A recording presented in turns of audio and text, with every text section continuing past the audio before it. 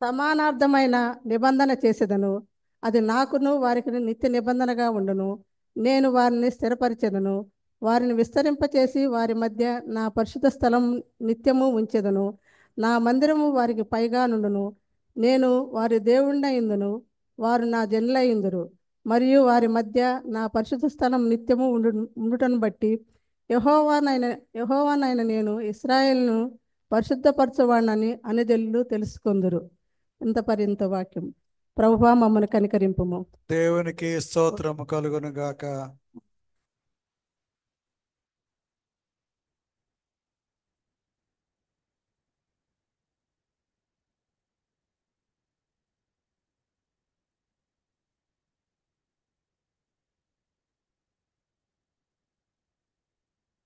ఈ దినమునకై ఏర్పాటు చేయబడినటువంటి సువార్త వాక్య భాగము యోహాను సువార్త 12వ అధ్యాయము 27వ వచనము నుంచి 37వ వచనం వరకు ఈ విధంగా వ్రాయబడి ఉంది. యోహాను సువార్త 12వ అధ్యాయం 27వ వచన ప్రారంభం. ఇప్పుడు నా ప్రాణము కలవరపడుచున్నది, నేనేమందును, తండ్రి, ఈ గడియ తటస్థింపకుండా నన్ను తప్పింపుము. అయినను ఇందుకోసరమే నేను ఈ గడియకు వచ్చితిని. తండ్రి, నీ నామము మహిమపరచుమని చెప్పాను. అంతటా నేను దానిని మహిమపరచితిని, మరలా మహిమపరతును అని ఒక శబ్దము ఆకాశము నుండి వచ్చెను. కాబట్టి అక్కడ నిలుచుండి వినిన జనసమూహము ఉరిమెను అనిరి. మరికొందరు దేవదూత ఒకడు ఆయనతో మాటలాడెననిరి. అందుకు యేసు, ఈ శబ్దము నా కొరకు రాలేదు, మీ కొరకే వచ్చెను. ఇప్పుడు ఈ లోకమునకు తీర్పు జరుగుతున్నది.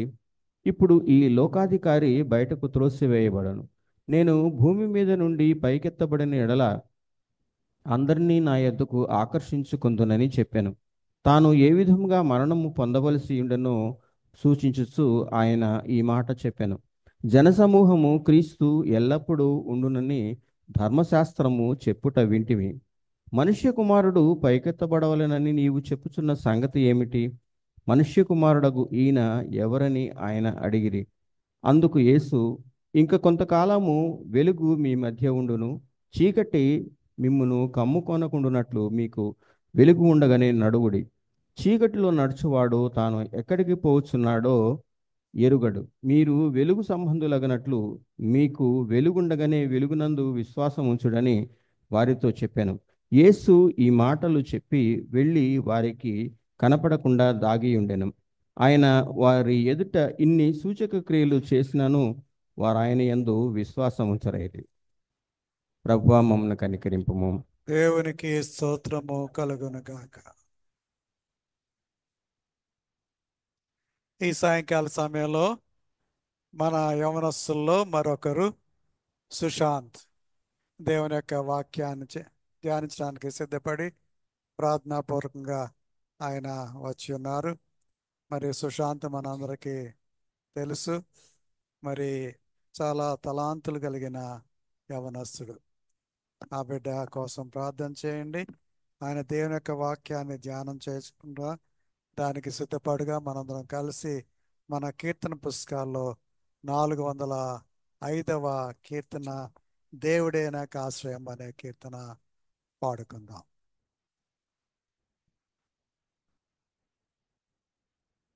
దేవుడే నాకాశ్రయాంబు, దివ్యమైన దుర్గము, మహావినోదు రాపదల సహాయుడై నన్ ప్రోచును.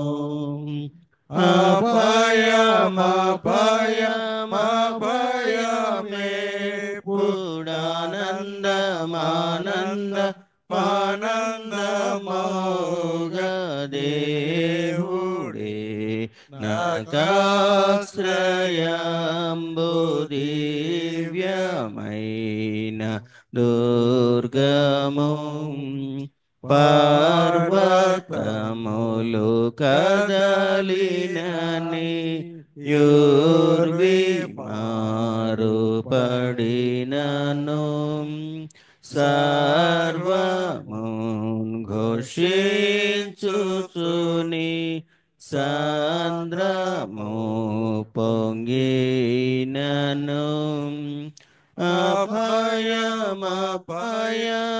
అభయమే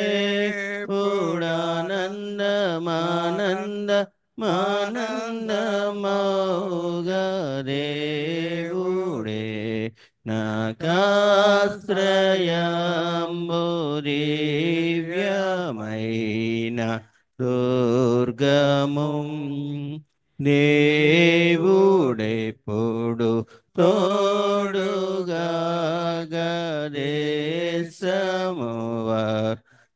గదేశమువర్తిల్లును ఆతావు నందు ప్రజలు మిగుల ధన్యులై వసింతురు అభయమే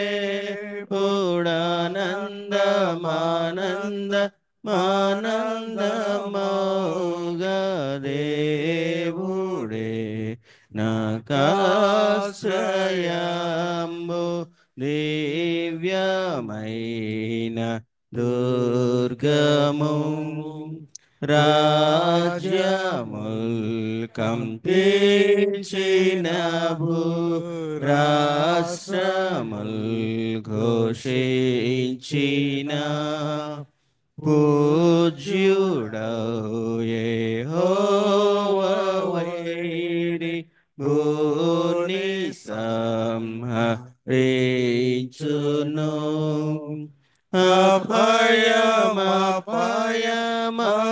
అభయమే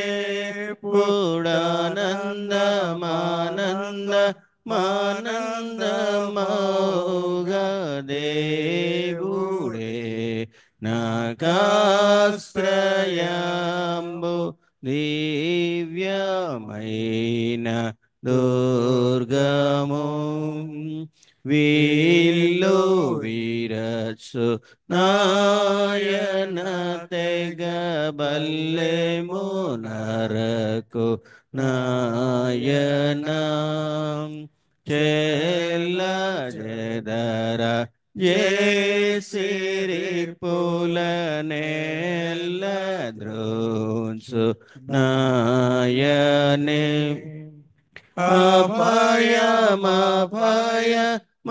అభయమే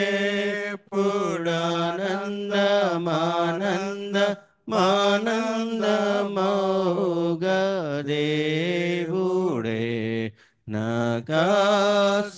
నాకాశ్రయంబు దివ్యమైన దుర్గము పిశాచి పూర్ణ బలమునాతో బెనుగులాడ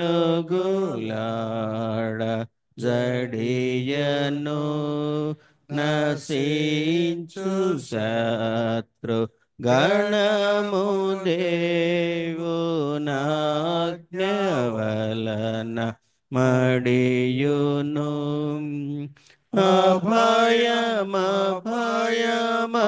అభయమే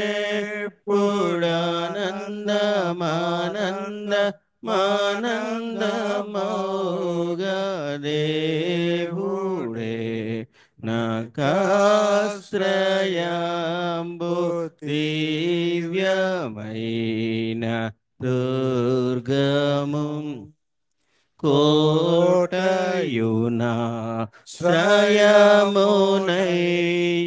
శ్రయమునయ్యాకోబు దేవు ఉండగా ఏటికింక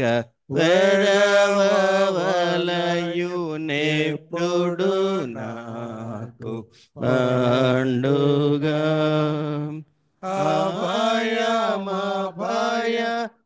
అభయమే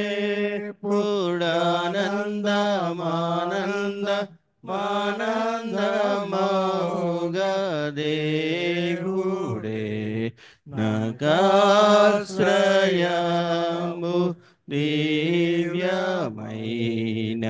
దుర్గము.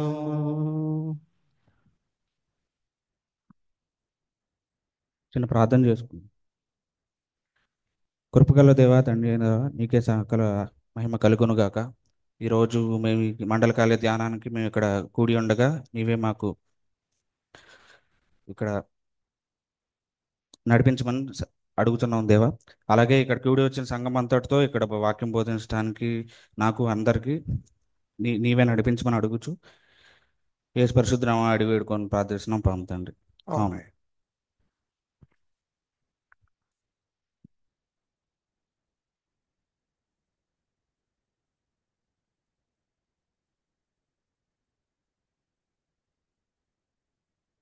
ముందుగా ఏ అర్హత యోగ్యత లేని నన్ను ఇక్కడ దాకా నిలబెట్టి నన్ను ఈ స్థితికి తీసుకొచ్చిన దేవాది దేవునికి వేలాది కృతజ్ఞతలు చెల్లించుకుంటున్నాను. అలాగే సంఘంలో నాకంటే బలంగా వాక్యాన్ని విత్తేవారు ఉన్నా సరే ప్రతిసారి నాకు ఒక అవకాశాన్ని ఇస్తున్న పాస్టర్ గారికి, సంఘానికి, అందరికీ మరి ఒకసారి వందనాలు చెల్లించుకున్నాను. చదవబడిన వాక్య భాగంలోకి వెళ్తే యోహాను సువార్త 12వ అధ్యాయం 27వ వచనం నుంచి 37వ వచనం వరకు ఈ వాక్య భాగం నేను చదువుతున్నప్పుడు నాకు ఈ ఉన్న 10 వచనాలలో ప్రతి ఒక్క వచనం ఇంటర్లింక్గా కనిపించినాయి. ధ్యానించడానికి నేను ఏమైనా నాకు ఏమంటారు ఇబ్బంది అవుతుందేమో అనుకుంటూ నేను వేరే వచనాలకి ఏది వెళ్ళకుండా నాకు దేవుడు ఈ వచనాల్లోనే నేను బోధించడానికి నాకు ఒక దారిని చూపించాడు.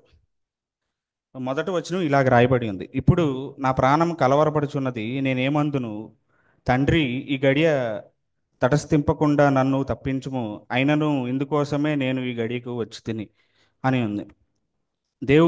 యేసుక్రీస్తు ఇలా పలుకుచున్నాడు, ఇప్పుడు నా ప్రాణము కలవరపడుచున్నది, నేనేమందును అని. యేసుక్రీస్తు ప్రాణం ఎందుకు కలవరపడుచున్నది అనే వాక్యాన్ని నేను చూడటానికి ఇవాళ ఈ ముందు వచనాలు కూడా నేను రిఫర్ చేసుకున్నాను, కానీ నాకు తర్వాత వచనంలో నాకు దాని యొక్క సమాధానం దొరికింది. తర్వాత వచనానికి వెళ్తే, తండ్రి నీ నామం మహింపరచుము అని చెప్పాను, అంతటా నేను దానిని మహింపరిచితిని, మరలా మహింపరుతును అనే ఒక శబ్దము ఆకాశం నుండి వచ్చాను. సో యేసుక్రీస్తు నా ప్రాణం కలవరపడుచున్నది అని చెప్పినాక తండ్రి నీ నామం మహింపరచుము అని చెప్పాడు. అప్పుడు నేను దాన్ని మహిమపరిచితిని అని తండ్రి అయిన దేవుడు దానికి సమాధానం ఇచ్చినట్టు ఆకాశం నుండి ఒక శబ్దం వచ్చినట్టు మనం చూస్తున్నాం. అయితే అక్కడున్న జనసమూహము ఆ శబ్దము విని ఒకళ్ళు ఉరిమెను కొంతమంది ఉరిమెను అనుకుంటే మరికొంతమంది దేవదూత ఒకడు ఆయనతో మాట్లాడేది అంది. ఇక్కడ ఉరిమెను దేవదూత మాట్లాడాను ఈ 2 వచనాలలో నేను గమనించింది ఏంటంటే అక్కడున్న జన సమూహంకి తండ్రి అయిన దేవుడు యేసుక్రీస్తు మాట్లాడిన విషయం అర్థం అవ్వలేదు. మేబీ అక్కడ ఆ లాంగ్వేజ్ ఏదైతే లేదంటే అది ఒక శబ్దంగా చూశారు, కానీ వాళ్ళు తండ్రి అయిన దేవుడు యేసుక్రీస్తు మాట్లాడినట్టు వాళ్ళు గ్రహించలేకపోయారు. ఇక్కడ ఎందుకు గ్రహించలేకపోయారంటే మరి మేబీ అది ఆ శబ్దము వాళ్ళు గ్రహించలేని స్థితిలో ఉండొచ్చు, లేదా వాళ్ళకి అర్థం కాని ఏదైనా భాషలో ఉండి ఉండొచ్చు. అందుకని యేసుక్రీస్తు ఆ తర్వాత వచ్చినప్పుడు అంటాడు, ఈ శబ్దము నా కొరకు రాలేదు, మీ కొరకే వచ్చును అని చెప్తాడు. ఈ వచనాన్ని యేసుక్రీస్తు ఏ విధంగా సూచిస్తున్నాడంటే, మనుషులు లేదా మనం ఏదైతే ఒక శబ్దము కానీ ఏదైనా వినిన దాని గురించి చూసిన దాని గురించి మనకి అర్థం కాని విషయం ఏదన్నా ఉంటే అది మనకు రాలేదు అనుకోవటానికి లేదు. అది దేవుడు ఏ విధంగా తెలియపరుస్తున్నాడని మనం ఆలోచించాలి అనేది నేను అర్థం చేసుకున్నాను. అందుకని యేసు ఈ శబ్దము నా కొరకు రాలేదు, మీ కొరకు వచ్చాను అని యేసుక్రీస్తు ఆ జన సమూహంకు వివరిస్తున్నట్టు ఇక్కడ ఉంది. అయితే ఆ తర్వాత వచనంలో యేసుక్రీస్తు ఇలా సెలవు ఇచ్చాడు, ఇప్పుడు ఈ లోకమునకు తీర్పు జరుగుతున్నది, ఇప్పుడు ఈ లోకాధికారి బయటకు త్రోసివేయబడను, నేను భూమి మీద నుండి పైకెత్తబడిన ఎడల అందరినీ నా యొద్దకు ఆకర్షించుకొందును అని చెప్పాను.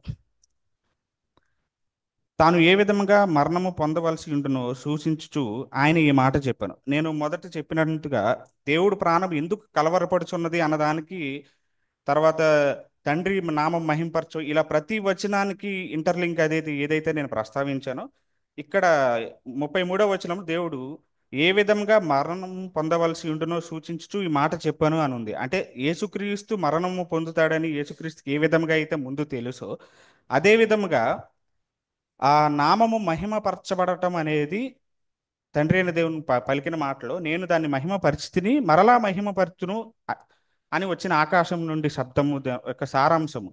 అంటే దేవుడి యొక్క జననము ఒకసారి తండ్రి అయిన దేవుని మహిమపరచడం కింద మనం చూసుకుంటే, ఆయన ఆ, మరణాన్ని కూడా ఆయన మహిమపరచడం కింద దేవుడు ఇక్కడ తెలియజేస్తున్నాడు మనకి.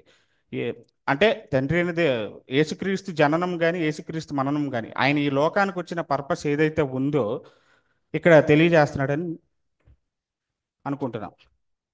ఆ తర్వాత వచనానికి వెళ్తే జనసమూహం, ఈ వచనం యేసుక్రీస్తు చెప్పినాక జనసమూహము క్రీస్తు ఎల్లప్పుడూ ఉండునని ధర్మశాస్త్రము చెప్పుట వింటిమి. మనుష్య కుమారుడు పైకెత్తబడవలనని నీవు చెప్పుచున్న సంగతి ఏమిటి? మనుష్య కుమారుడు ఈయన ఎవరని ఆయనను అడిగిరి. అయితే యేసుక్రీస్తు మరణము గురించి మాట్లాడిన తర్వాత మళ్ళీ జనసమూహముకి యేసుక్రీస్తును మాట్లాడిన మాట ఏదైతే ఉందో వాళ్ళని ఈసారి అది కలవరపరిచింది. క్రీస్తు ఎల్లప్పుడూ ఉండునని ధర్మశాస్త్రము చెప్పుట వింటిమి అని ఉంది. ఈ సువార్త పత్రిక పాఠ్యభాగంలో ఎక్కువ శాతము ధర్మశాస్త్రం గురించి శాస్త్రులు కానీ పరిచయులు కానీ జనసమూహం కానీ యేసుక్రీస్తుని ధర్మశాస్త్రంతో పోల్చి ఆయన ప్రశ్నించినట్టుగా మనం ఎక్కువ శాతం చూస్తాం అనమాట. ఇక్కడ కూడా ధర్మశాస్త్రము క్రీస్తు ఎల్లప్పుడూ ఉంటాడని బోధించుంటే నీవు ఎందుకు ఇలాగా బోధిస్తున్నావు అని చెప్పి క్రీస్తుని ప్రశ్నించారు. అయితే అందుకు యేసు దానికి సమాధానముగా, ఇంకొంతకాలము వెలుగు మీ మధ్య ఉండును, చీకటి మిమ్మల్ని కమ్ముకొండునట్లు మీకు వెలుగు ఉండగానే నడువుడి. చీకటిలో నడుచువాడు తాను ఎక్కడికి పోవచ్చున్నాడో ఎరగడు. మీరు వెలుగు సంబంధం లాగునట్టు మీరు వెలుగుండగానే వెలుగునందు విశ్వాసముంచుడి అని వారితో చెప్పాడు. ఇక్కడ ఈ వాక్య భాగంలో విశ్వాసముంచుడి అనే పదం నన్ను బాగా ఆకర్షించింది.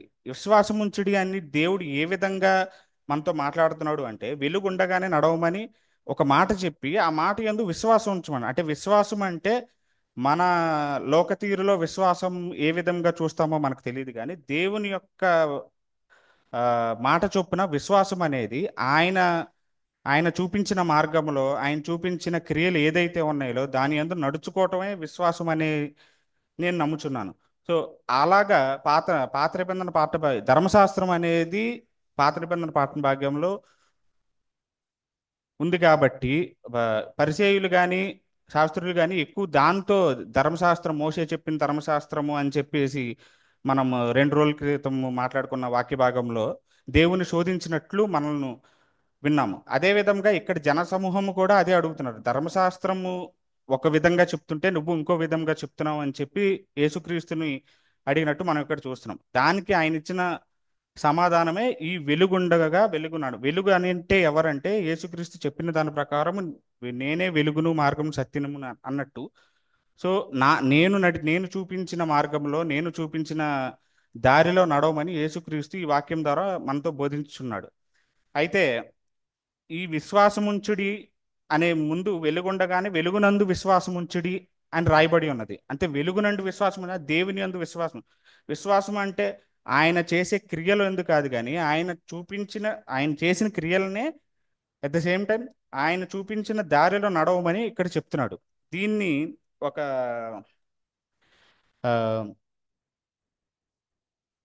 ఒక సేవకుడు ఇలా ప్రస్తావిస్తాడు. రీసెంట్గా నేను ఒక దగ్గర విన్నాను. ఒక ఆయన మొదట్లో ఒక సంఘంలో బోధిస్తూ ఉండగా ఏదన్నా వాక్యం చెప్తుంటే, అంటే ఆయన ఇప్పుడు దుష్టుల ఆలోచన చొప్పున నడువ కానీ కీర్తనలు 1 ఏదైతే ఉన్నదో, సో అది చెప్పిన వెంటనే ఆ తర్వాత వచనం మనం చెప్పగలుగుతాం ఈజీగా, పాపుల మార్గం నడవక అన్నట్టు. సో అదే విధంగా వేరే వచనం ఏదైనా పాస్ట్ గారు ప్రస్తావిస్తే ఆ తర్వాత వచనం కూడా మనం ప్రస్తావిస్తాం. అయితే ఆ సేవకుడు ఏమన్నాడంటే, ఆ వాక్యం ఏదైతే మనం ప్రస్తావిస్తున్నామో అది ప్రస్తావించిన ప్రకారం మనం నడుచుకోగలుగుతున్నామా అని చెప్పి ఆయన ప్రశ్నించాడు. సో ఆ ప్రశ్నించిన దానికి ఆయన ఒక ఎగ్జాంపుల్ చెప్పాడు. ఏమిటంటే, దేవుడు లోకమును ఎంతో ప్రేమించను అని ఉంది. అయితే ప్రేమించడం అని అంటే ఏమిటి అంటే, దే యేసుక్రీస్తు ప్రభు ఈ లోకానికి వచ్చినాక పాత నిబంధన ప్రకారం చూసుకుంటే అక్కడ మనకి చేసిన పాపాలకి బలి ఇవ్వటం కానీ ఆ విధమైన క్షమాపణ దొరుకుతుంది. ఇక్కడ చూస్తే మనం కొత్త నిబంధనలో చూస్తే పాపానికి ప్రాయశ్చిత్తమే క్షమాపణలాగా ఉంది అనమాట. సో మనం దేవుని చూపించిన మార్గంలో ఇతరులను ప్రేమించటం వల్లనే మనకి ప్రాయశ్చిత్తం దొరుకుతుందని చెప్తుంది. అలాగే ఈ ఆఖరి వచనం చూసుకుంటే, యేసు ఈ మాటలు చెప్పి వెళ్ళి వారికి కనబడకుండా దాగి ఉండెను. ఆయన వారి ఎదుట ఇన్ని సూచక క్రియలు చేసినను వారు ఆయన యందు విశ్వాసం ఉంచరైరి అని ఉంది. ఈ మాటలు యేసుక్రీస్తు చెప్పినా సరే ఆ జనసమూహం ఏ విధంగా అయితే దాన్ని అర్థం చేసుకోలేని స్థితిలో ఉన్నారో, ఆ తర్వాత ఆయన వారి ఎదుట ఇన్ని సూచక క్రియలు చేసినను వారు ఆయన యందు విశ్వాసముంచరైరి అని ఉంది. అంటే ఆ ముందు దేవుడు యేసుక్రీస్తు ఎన్ని కార్యాలు అయితే చేశాడో ఈ భూలోకంలో వచ్చినప్పుడు, అవన్నీ చూసినా సరే వీళ్ళు విశ్వాసం ఉంచక ఆ, ఏమంటారు, అనుమాన స్థితిలోనే ఉన్నారని ఈ వాక్యం సెలవిస్తుంది. అందుకని మొదటి వచనంలో చెప్పినట్టు ఇప్పుడు నా ప్రాణం కలవరపడుచున్నది అని వాక్యం మొదట్లోనే ఉన్నది. సో ఈ ఇవన్నీ బోధించినా చెప్పినా సరే ఆ జనసమూహం ఏ విధముగా అయితే దేవుని చెప్పిన మార్గంలో నడవకుండా ఆయన యందు విశ్వాసం ఉంచకుండా ఇంకా ఉన్నారో, దానికోసమని మొదటిలోనే ఈ వాక్యం ఇప్పుడు నా ప్రాణం కలవరపడుచున్నది అనేది బోధించాడని నేను నమ్ముచున్నాను. దీనికి ఒక చిన్న ఉదాహరణ చెప్తాను. ఆ, ఒక తల్లి బిడ్డలు ఉన్నారు. అయితే ఆ తల్లి బిడ్డలు ఆ బిడ్డకి ప్రతి సంవత్సరం ఆ తల్లి ఒక బహుమతి ఇస్తుంది అనమాట. ఆ బహుమతి బిడ్డ ఒక 15వ సంవత్సరం ఉన్నప్పుడు ఆ బహుమతి ఇచ్చినప్పుడు ఆ బిడ్డ అడుగుతాడంట, అమ్మ నాకు ఈ ప్రతి సంవత్సరం ఒక్కొక్క ఇది ఇస్తావు, కానీ ఆ బహుమతులు ఏవి నాకు నచ్చట్లేదు, నాకు ఇంతకంటే మంచి బహుమతి ఇంతకంటే గొప్ప బహుమతి ఏదన్నా ఇవ్వు అంటే, ఇస్తాను నాన్న, వచ్చే సంవత్సరం ఇస్తాను అని చెప్పేసి అలాగా చిన్నప్పటి నుంచి ప్రతి సంవత్సరం అలా ఆ తల్లి పోస్ట్ పని చేసుకుంటూ వస్తుంది. అలాగా ఆ బిడ్డకి 18వ ఏట వచ్చే వరకు ఆ తల్లి అలా చెప్పి, అతనికి 18వ ఏట పుట్టినరోజు జరుపుకుంటున్న ఒక 4 రోజులు కొన్ని రోజుల ముందు ఆ బిడ్డ అస్వస్థతకు గురవుతాడు. ఆ గురి అయినప్పుడు ఆ, తర్వాత హాస్పిటల్లో పెట్టి ఆ పిల్లవాడికి ఏదో చికిత్స చేసి తను కళ్ళు తెరిసే ఆ, ఏమంటారు ఆ సమయం ఏదైతే ఉందో ఆ టైంకి డాక్టర్స్ ఉంటారు అక్కడ, నవ్వుతూ ఉంటారు. అతనికి ఏమీ అర్థం కాదు. ఆ డాక్టర్ ఒక లెటర్ ఇస్తాడు ఆ అబ్బాయికి. లెటర్ ఇస్తే ఆ లెటర్ తను కోలుకున్నాక ఏదేంటి అని చదివితే ఆ లెటరు వాళ్ళ తల్లి రాస్తుంది. ఏంటి అంటే ఆ లెటర్లో తెలియజేసిన విషయం ఏమిటంటే, ఆ అబ్బాయికి చిన్నప్పటి నుంచే గుండె సమస్యతో బాధపడుతూ ఉంటాడు. ఆ సమస్య ఉందని ఆ అబ్బాయికి తెలియదు. సో ఆ తల్లి ఆ సమస్యకి పరిష్కారం ఏంటంటే అతనికి 18వ ఏట వచ్చే వరకు తనకి ఆపరేషన్ చేయకూడదని. సో 18వ ఏట వరకు ఆ తల్లి ఆ బిడ్డని కాపాడుకుంటూ వచ్చి ఆ 18వ ఏట తన గుండెనే తన కోసం తన బిడ్డ కోసం సమర్పించి ఆ తల్లి మరణిస్తుంది. ఈ విషయం తెలుసుకున్న ఆ బిడ్డ ఆ తల్లి ముందు ఏదైతే ఇచ్చిన బహుమతులు కానీ అవన్నీ చూసుకున్నా సరే ఆ తల్లి ఈ ఇప్పుడు ఇచ్చిన బహుమతి ముందు అవన్నీ తనకి చిన్నపోయాయి. ఆ, ఈ విషయం ఆ అబ్బాయి 18 ఏట వరకు వచ్చే వరకు కూడా ఆ తల్లి ఆ అబ్బాయికి చెప్పలేదు. ఎందుకు చెప్పలేదంటే పిల్లవాడు కాబట్టి. అదే విధంగా ఇక్కడ యేసుక్రీస్తు మన కోసం సిలువ వేయబడి అతని ప్రాణాన్ని సిలువలో మన కొరకు అర్పించిన దేవుడు ఎవరైతే ఉన్నారో, ఇదే తల్లి యొక్క ఉదాహరణతో మనం ఒకవేళ పోల్చినట్లయితే ఈ తల్లి ఆ బిడ్డను కాపాడుకుంటూ వచ్చి చివరిలో బహుమతి ఇచ్చి తన ప్రాణాన్ని అప్పగించింది. అదే విధంగా దేవుడు మనకి ముందే తన ప్రాణాన్ని అప్పగించి ఇంకా మనకి ఎన్నో ఆ, తలాంతులు కానీ ఎన్నో ఆశీర్వాదాలు కానీ ఇంకా ఇస్తూనే ఉన్నాడు. సో ఇక్కడ జనసమూహం ఏ విధముగా అయితే ఆయన యందు చేసిన క్రియలు ఆయన బోధిస్తున్నా సరే ఆ శబ్దము కానీ అదే విధంగా మొత్తము అక్కడ ఉన్న జరిగిన ఏదైనా వాళ్ళు గ్రహించలేని స్థితి ఏదైతే ఉందో, అదే విధముగా మనము కూడా దేవుడు మన కోసం మరణం పొంది ఆయన ప్రేమను సిలువలో పంచి ఇంకా మనకి మన జీవితంలో నడిపిస్తున్నా సరే మనము గ్రహించలేని స్థితిలో ఉన్నామేమో ఒకసారి మనం పరీక్షించుకోవాలని నేను మనందరినీ కోరుకుంటూ ఈ కొద్ది మాటలు దేవుడు దీవించునుగా.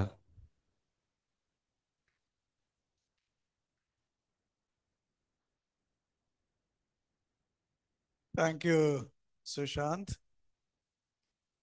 విశేషం ఏంటంటే ఈరోజు డాక్టర్ దాసరత్న గారు ధ్యానం చేయాలా, కానీ ఆయన నిన్న ఫోన్ చేసి నా ఆరోగ్యం కొంచెం బాగాలేదు కనుక నేను ఇంకొకసారి చేస్తాను అంటే వెంటనే సుశాంత్ని అడిగాను. విశేషం అంటే ఈ బిడ్డకి 24 గంటలు కూడా టైం ఇవ్వలేదు నేను. అయినా కూడా చక్కగా సిద్ధపడ్డాడు, చక్కటి ధ్యానం చేశాడు. Thank you so much. God bless you. Thank you. రేపటి దినాన్న మరి ఇంకొక యవనస్తురాలు యూత్ గ్రూప్ చెందిన జసింత రూపు మరి ఈ శ్రమకాల ఆరాధనలో వాక్య ధ్యానం చేస్తారు. ఆ బిడ్డ కోసం కూడా ప్రార్థన చేయండి. తిరిగి రేపు యథావిధిగా 7 గంటలకు, రాత్రి 7 గంటలకు మన శ్రమకాల ఆరాధన ఉంటుంది. దయచేసి గుర్తు చేసుకొని మీకు మనవి చేస్తున్నాం. మనందరం కలిసి 166వ కీర్తన పాడుకుందాం. నిన్ను నేను విడువని దేవా అనే ఛాయిలో ఈ పాట ఉంటుంది.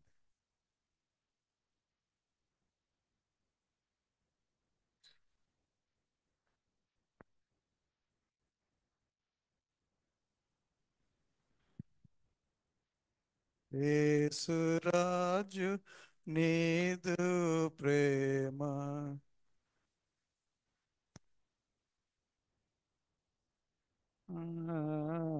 యేసురాజు నీదు ప్రేమ దోషి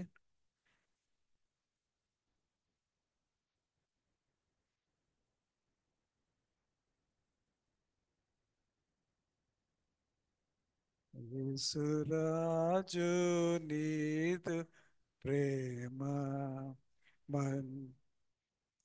మంచివాని కొరకు నొకడు మరణమొందుటరుదుగా మంచివాని కొరకు నొకడు అంచితమగు ప్రేమ చేత మించి గాయములొంది నావా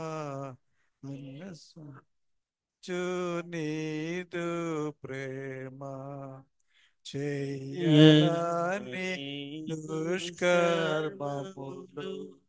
చేసి నే చెడి ఉండగా నాను మీ కార్యములు అయ్యో బ్రాను మీది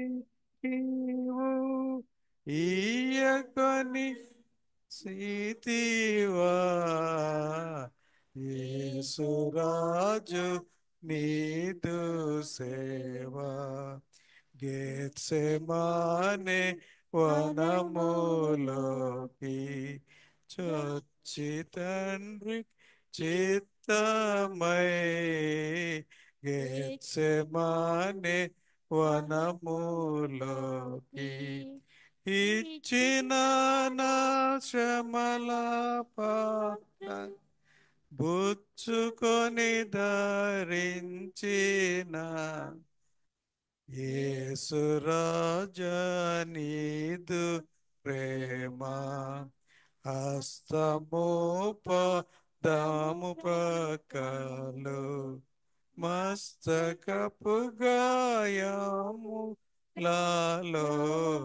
హస్తము పదము ప్రక్కలు విస్తరించి చిందేని ప్రశస్త రక్త మంతయును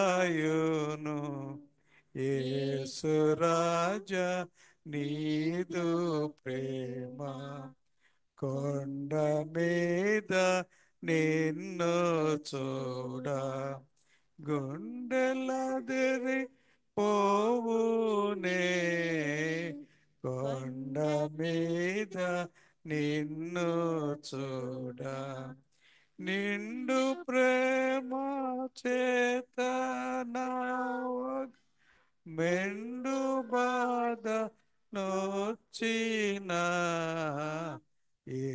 యేసురాజు నీదు ప్రేమ మరువలేను నీదు ప్రేమ మరణ పర్యంతంబునా మరువలేను నీదు మా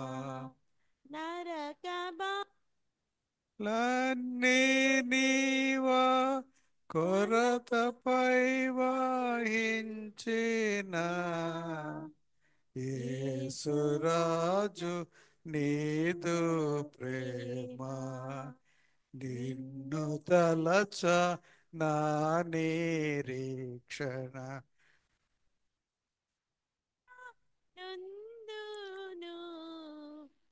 ఎన్నడు నా నిరీక్షణ ఎన్నడు నీ మహిమను నా కన్నులారా చూతును యేసురాజు నీదు ప్రేమ. తల వంచి ప్రార్థన చేసుకుందాం. సర్వకృపానిధి మా పరమ తండ్రి, నీకు స్తోత్రాలు చెల్లించుకుంటున్నాం. గొప్ప దేవుడు మా తండ్రి, ప్రతి క్షణము ప్రతినిత్యం మా తండ్రి మమ్మల్ని వదలకుండా మా ప్రభువా నీ ప్రేమలో మమ్మల్ని బంధించి నీ రాకడ కొరకు మా తండ్రి మమ్మల్ని సిద్ధపరుస్తూ మా తండ్రి సాతాను యొక్క ప్రతి శోధన నుంచి మమ్మల్ని తప్పిస్తూ మా ప్రభువా నీ శిలువ చాటున మమ్మల్ని భద్రపరుస్తున్నందుకే నీకు స్తోత్రాలు చెల్లించుకుంటున్నాం. మా ప్రభువా తల్లి మమ్మల్ని ప్రేమించినట్లుగా మా తండ్రి పరమ తండ్రిగా పరమ తల్లిగా మా తండ్రి మా క్షేమాన్ని ఆలోచించి మా ప్రభువా మా పాపాలకు రావాల్సిన శిక్ష మరణాన్ని నుంచి మమ్మల్ని తప్పించడానికి మా తండ్రి సమస్తం మా తండ్రి వదిలిపెట్టి మా తండ్రి శిలువ మీద మా ప్రభువా మా కొరకు శ్రమలు పొంది మా తండ్రి చనిపోయి సమాధి చేయబడి మా ప్రభువా పునరుత్థానుడిగా మా తండ్రి మరణాన్ని ఓడించి మా తండ్రి మాకు ఇస్తున్న నిత్య జీవ వాగ్దానం కొరకు నీకు వందనాలు చెల్లించుకుంటున్నాం. మా ప్రభువా నీ ప్రాణాలు మా తండ్రి మా కొరకు పెట్టారని మా తండ్రి ఇదిగో యవనస్తుడైన మా తండ్రి నీ కుమారుడు సుశాంత్ ద్వారా మాకు మరొక మారు జ్ఞాపకం చేసినందుకే నీకే స్తోత్రాలు చెల్లించుకుంటున్నాం.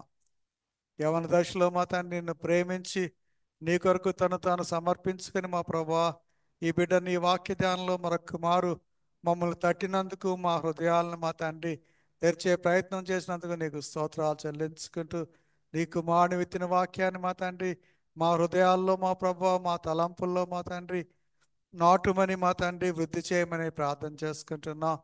మా తండ్రి సుశాంత్ మా తండ్రి దేనికైతే ఆశపడుతూ ఉన్నాడో దేనికైతే ఆరాట పడుతున్నాడో ఆ బిడ్డ విజ్ఞాపన ప్రార్థన సంఘం చేస్తున్న ప్రార్థన మీరు ఆలకించి మా ప్రభువా మీ గుప్పులు ఇప్పి స్పందించి ఆ బిడ్డకు మా తండ్రి సహాయం చేయమని తద్వారా మాకందరికీ మా తండ్రి సంతోషం కలిగించమని నీ నామానికే మహిమ తెచ్చుకొని ప్రార్థన చేస్తున్నాం. ఈ రాత్రి కాలంలో మా తండ్రి సంఘం అంతటి కొరకు స్తోత్రాలు చెల్లించుకుంటున్నాం. నీ శరణలో చేరిన బిడ్డల కొరకే వందనాలు చెల్లించుకుంటూ ఉన్నాం. రాలేకపోయిన వారు ఈ ఆరాధనలో మా తండ్రి వారు ఏ ఏ కారణాలను బట్టి మా తండ్రి మా మధ్య లేరో మాకు తెలియదు కానీ మా ప్రభా నిశ్చితమైతే రేపటి రాత్రి కాల సమయంలో తిరిగి మేము నిన్ను ఆరాధించడం చేరే సమయానికి వారిని కూడా మా తండ్రి వెంట పెట్టుకు రమ్మని ప్రభా ఈ రాత్రి కాల దీవెనలతో మాకు సెలవు దయచేయమని మా ప్రభువును రక్షకుడైన యేసు స్వామి పేట వేడుకొంచున్నాం తండ్రి. ఆమేన్. పరలోకమందున మా తండ్రి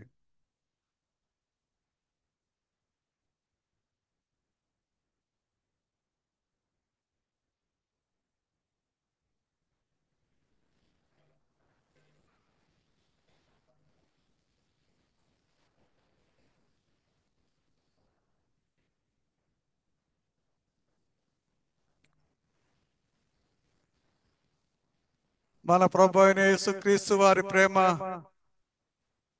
కుమారుడైన తండ్రి అయిన దేవుని తోడ్పాటు పరిశుద్ధాత్మక సహవాసము ఇప్పుడెల్లప్పుడు మీకందరికీ సదాకాలము తోడైండును గాక.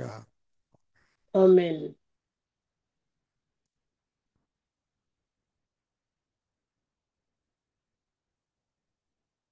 సమర్పణ చేయుము ప్రభు నీ దేహము ధనము సమయమును సమర్పణ చేయుము ప్రభువునకు నీ దేహము ధనము సమయమును. అబ్రామును అడిగెను ప్రభువప్పుడు ఇస్సాకును అర్పణ ఇమ్మనెను. అబ్రామును అడిగెను ప్రభువప్పుడు ఇస్సాకును అర్పణ ఇమ్మనెను. నీ బిడ్డను సేవకు నీచెదవా, నీ బిడ్డను సేవకు నీచెదవా, నీవిచ్చెదవా. సమర్పణ చేయుము ప్రభువునకు నీ దేహము ధనము సమయమును. ప్రియము దేవునికి హెబేలు బలి హేయము కయుని అర్పణము. ప్రియము దేవునికి హెబేలు బలి హేయము కయుని అర్పణము. కళంకము కల్మషమంటనివి, కళంకము కల్మషమంటనివి, నీవిచ్చెదవా. సమర్పణ చేయుము ప్రభువునకు నీ దేహము ధనము సమయమును.